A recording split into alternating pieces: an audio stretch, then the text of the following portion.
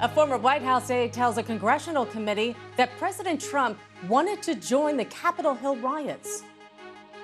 The president reached up towards the front of the vehicle to grab at the steering wheel.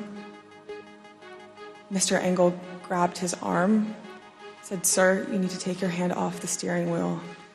We're going back to the West Wing. We're not going to the Capitol." In New York, Ghislaine Maxwell is sentenced to 20 years for helping Jeffrey Epstein abuse young girls. Turkey drops its opposition to Sweden and Finland joining the NATO military alliance after the three countries sign a joint agreement. And the seven-time Wimbledon champion Serena Williams suffers a shock first-round defeat.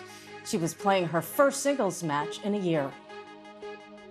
President Lopez Obrador of Mexico has blamed trafficking and what he called a lack of control at the U.S. border after the deaths of at least 50 migrants who were abandoned in a truck in Texas.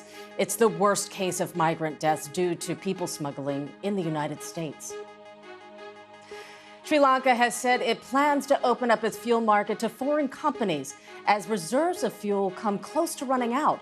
Under the plan, firms from oil-producing nations will be able to import and sell their own fuel without having to meet the country's foreign exchange rules.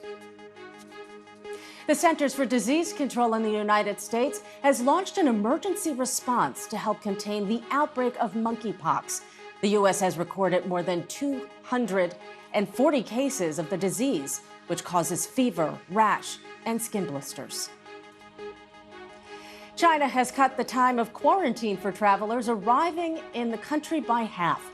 Incoming passengers will now have to isolate at a government facility for 7 days instead of 14.